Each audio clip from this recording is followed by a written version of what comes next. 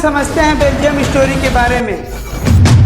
Belgium में 1 करोड़ लोग रहते हैं। नोटिस करने वाला पॉइंट यह है कि पूरे कंट्री में डच स्पीकिंग लोगों की पॉपुलेशन सबसे ज़्यादा थी, 69%। डच स्पीकिंग वाली जो पॉपुलेशन थी उनको इकोनॉमिक डेवलपमेंट और एजुकेशन बहुत देरी से मिलता था। हेलो क्लास 10, आज हम पढ़ने जा रहे हैं सिविक्स का चैप्टर 1 पावर शेयरिंग। आज हम जानेंगे डेमोक्रेसी में पावर का डिवीजन कैसे किया जाता है, किसी भी कंट्री में पावर शेयरिंग जरूरी क्यों है। अगर आप किसी भी कंट्री में पावर का अच्छे से शेयर करते हैं तो देश बहुत तेज़ी से डेवलपमेंट कर सकता है। वहीं अगर आप किसी भी देश में पावर का शेयरिंग नहीं करेंगे तो हो सकता है वो देश जल्दी ही कोलैप्स कर जाए। इस लेसन का शुरुआत होता है 2 कंट्री के स्टोरी से। पहला है बेल्जियम और सेकंड है श्रीलंका। पहले हम समझते हैं बेल्जियम स्टोरी के बारे में।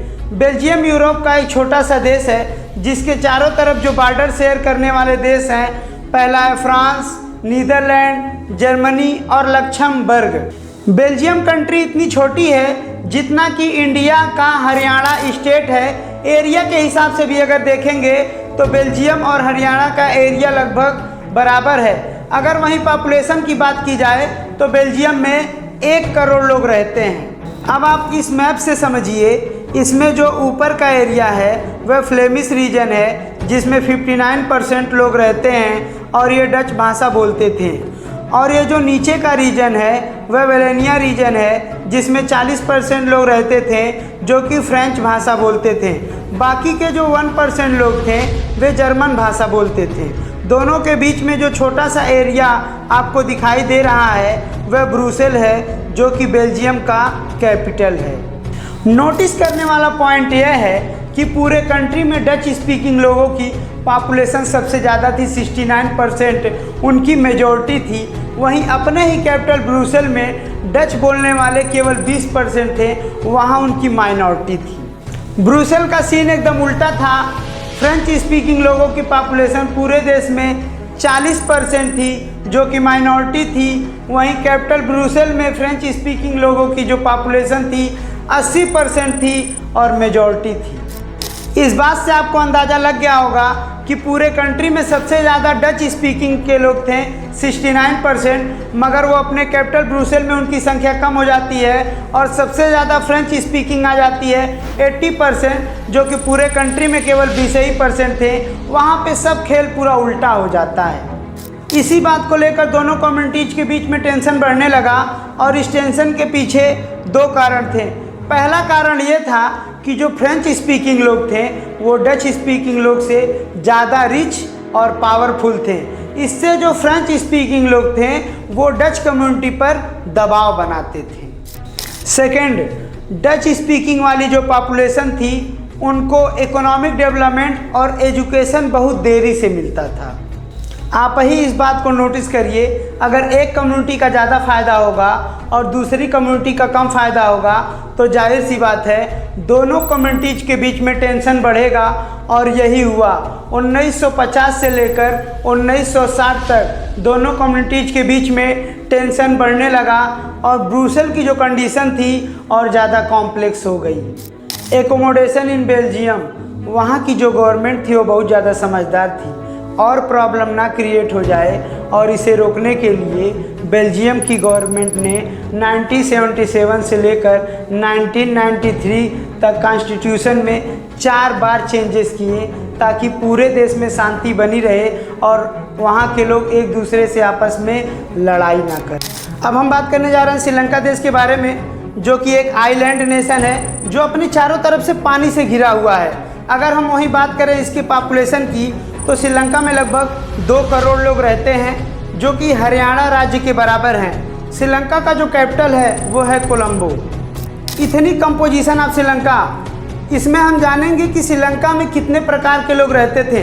यहाँ पर सिन्हाना बोलने वाले लोग 74% थे, तमिल बोलने वाले लोग 18% थे और तमिल बोलने वाले लोग 2 प्रकार के थे। फर्स्ट, तमिल नेटिव, वे लोग जो श्रीलंका के मूल निवासी थे। सेकंड, इंडियन तमिल, जो कि पहले तो भारत के ही थे मगर कुछ काम करने की वजह से श्रीलंका गए थे और वो वहीं जाके बस गए थे, वो थे इंडियंस तमिल। 7% लोग यहाँ पर क्रिश्चियन थे, जो कि तमिल और सिन्हाला भाषा दोनों बोलते थे। यहाँ पर एक बात यह थी कि सिन्हाला बोलने वाले लोग बौद्ध धर्म को मानते थे और बुद्धिज़्म को सपोर्ट करते थे। वहीं जो तमिल के लोग थे वो हिंदू भी थे और मुस्लिम भी थे। मेजोरिटेरियनिज्म इन श्रीलंका, जो श्रीलंका की गवर्नमेंट थी वो मेजॉरिटी को सपोर्ट करती थी, मतलब कि उन्हीं के हिसाब से नियम कानून बनाती थी। अब बात करते हैं गवर्नमेंट ने क्या क्या किया उन लोगों के लिए। फर्स्ट, इन 1956 एक एक्ट पास किया जाता है जिसके तहत सिन्हाला को ऑफिशियल लैंग्वेज घोषित कर दिया जाता है। वहाँ की जो गवर्नमेंट थी वो गवर्नमेंट जॉब हो गया, एडमिशन हो गया, वो सिन्हाला को फर्स्ट प्रायोरिटी देती थी, जबकि तमिल लोगों को नौकरी पाना और किसी भी कॉलेज में एडमिशन लेना बहुत मुश्किल काम हो गया था। एक एग्जाम्पल से इसको समझते हैं। मान लीजिए दो कैंडिडेट सेम ग्रेजुएशन लेवल के हों और दोनों लोगों ने अगर गवर्नमेंट जॉब के लिए अप्लाई किया है तो वो जॉब सिन्हाला को मिल जाएगी जबकि तमिल को नहीं मिलेगी। इतना भेदभाव होता था श्रीलंका में दोनों कैटेगरी के बीच में। थर्ड, जो श्रीलंका की गवर्नमेंट थी वो धर्म के आधार पे भी भेदभाव करने लगी थी। श्रीलंकाई गवर्नमेंट जो थी वो कई सारे ऐसे नियम बना दी थी जिससे बौद्धिज्म को सपोर्ट किया जाता था और उन्हीं को बढ़ावा दिया जाता था और बाकी जो धर्म के लोग थे उन्हें इग्नोर कर दिया जाता था। इन तीनों पॉइंट को अगर आप ध्यान से नोटिस करेंगे तो आप समझेंगे कि श्रीलंका की जो गवर्नमेंट थी वो सिन्हाला के लैंग्वेज, कल्चर, रिलीजन को वहीं प्रमोट कर रही थी, जबकि तमिल के रिलीजन, कल्चर और लैंग्वेज सबको इग्नोर कर रही थी। तमिल को इस बात का एहसास हो चुका था कि उनके रिलीजन, कल्चर और लैंग्वेज से सरकार को कोई फ़र्क नहीं पड़ रहा था। उन्हें फंडामेंटल राइट भी नहीं मिल रहा था, जैसे कि राइट टू इक्वलिटी। सोसाइटी में तमिल्स को बराबरी का दर्जा नहीं मिल रहा था, जिससे वो लोग बहुत ज़्यादा नाराज़ थे। तमिल का गवर्नमेंट से पूरा भरोसा टूट चुका था और इसे ठीक करने के लिए वो लोग खुद से स्टेप लेने लगे। उन्होंने एक अपनी खुद की पॉलिटिकल पार्टी बनाई और कई सारे डिमांड को रखा। उन लोगों की पहली डिमांड थी कि तमिल को भी ऑफिशियल लैंग्वेज बना दिया जाए। दूसरी डिमांड यह थी कि उनके रीजन का एक सेपरेट गवर्नमेंट बना दिया जाए। तीसरी डिमांड ये थी कि तमिल को भी इक्वल अपॉर्चुनिटी दी जाए जैसे कि सिन्हाला को मिलती है, पर गवर्नमेंट ने इनकी कोई डिमांड को पूरा नहीं किया और इग्नोर कर दिया। फिर भी तमिल के लोगों ने यह कहा कि गवर्नमेंट अगर इतना भी नहीं कर सकती है उन लोगों के लिए तो एक सेपरेट गवर्नमेंट बना दे नॉर्थ एंड ईस्टर्न पार्ट, ताकि वे लोग वहाँ खुशी से रह सकें। मगर एक बार फिर गवर्नमेंट इनके डिमांड को ठुकरा देती है। स्टोरी में ट्विस्ट अब आता है। इस बार तमिल के लोग बहुत ज़्यादा गुस्सा हो जाते हैं, जिससे दोनों कम्युनिटी आपस में लड़ाई करने लगती है और स्टार्ट हो जाता है सिविल वार, जिस वजह से कई सारे लोगों की मौत हो जाती है। कई लोग तो ऐसे होते हैं जिन्हें देश छोड़कर भी जाना पड़ता है। सिविल वार की वजह से श्रीलंका में सोशल, इकोनॉमिकल और कल्चरल लॉस देखने को भी मिलता है। और यह थी श्रीलंका की स्टोरी, जिसकी एंडिंग बहुत अनहैप्पी तरीके से ख़त्म होती है। अभी तक हम लोगों ने दो स्टोरी के बारे में पढ़ा, पहला बेल्जियम और सेकंड श्रीलंका, जहां बेल्जियम में लोग खुशी खुशी अपना लाइफ जी रहे थे, वहीं पर श्रीलंका के एंड तक आते आते वहां सिविल वार हो गया। इन दोनों देशों के बीच एक कॉमन पॉइंट यह निकल के आता है कि बेल्जियम ने अपने लोगों के बीच पावर शेयरिंग अच्छे से की, जिससे वहाँ की पॉपुलेशन हैप्पी लाइफ एंजॉय कर रही थी। वहीं जो श्रीलंका थी उसने अपने पावर को आधे लोगों में शेयर किया, आधे लोगों को इग्नोर किया, जिससे वहाँ पे लास्ट तक आते आते सिविल वार हो गया। आप इस बात से समझ गए होंगे कि किसी भी देश के लिए पावर शेयर करना कितना ज़्यादा ज़रूरी है। अब इससे क्वेश्चन यह उठता है कि पावर शेयरिंग क्यों ज़रूरी है, why power sharing is necessary.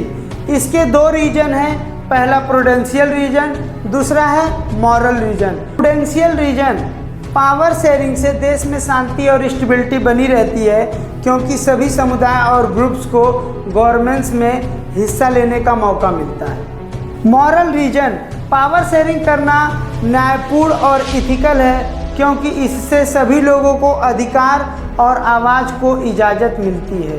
Form of power sharing मतलब किस तरीके से पावर को डिवाइड किया जाता है।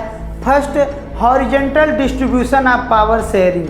इसमें क्या होता है कि गवर्नमेंट के पावर को अलग अलग ऑर्गन में बराबर बराबर डिवाइड कर दिया जाता है, जैसे लेजिस्लेचर, एग्जीक्यूटिव, जुडिशियरी। कोई भी ऑर्गन किसी से भी छोटा या बड़ा नहीं होता है, सबके पास अपना इक्वल पावर होता है, बस इनका काम अलग अलग होता है। ये तीनों एक दूसरे पर नज़र बनाए रखते हैं और चेक करते रहते हैं ताकि कोई भी एक ऑर्गन अपने पावर का मिसयूज ना कर सके। इसीलिए इनको चेक एंड बैलेंस सिस्टम भी कहा जाता है। Next, vertical distribution of power sharing. इसमें क्या होता है, जो गवर्नमेंट की पावर होती है उसे अलग अलग लेवल पर डिवाइड किया जाता है। फर्स्ट, सबसे ऊपर होती है सेंट्रल गवर्नमेंट, जो कि पूरे देश के लिए वर्क करती है। सेकंड होती है स्टेट गवर्नमेंट, जो कि पूरे स्टेट के लिए वर्क करती है। थर्ड होती है लोकल गवर्नमेंट, जो कि लोकल लोगों के लिए वर्क करती है।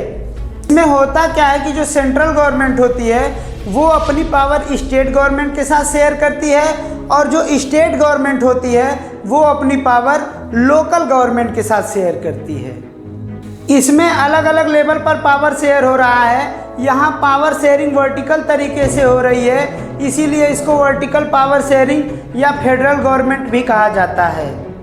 Next, power sharing among different social group. इसमें क्या होता है, जो पावर होता है वो अलग अलग सोशल ग्रुप के साथ शेयर किया जाता है। कुछ एग्जाम्पल से इसको समझते हैं, जैसे बेल्जियम में फ्रेंच स्पीकिंग और डच स्पीकिंग के बीच पावर शेयर किया जाता है, ताकि सभी ग्रुप के लोगों को अपना अलग रिप्रेजेंटेशन और अधिकार मिल सके। इंडिया में लोगों को आरक्षण दिया जाता है कैटेगरी के हिसाब से, जनरल, SC, ST, OBC, संविधान के आधार पर।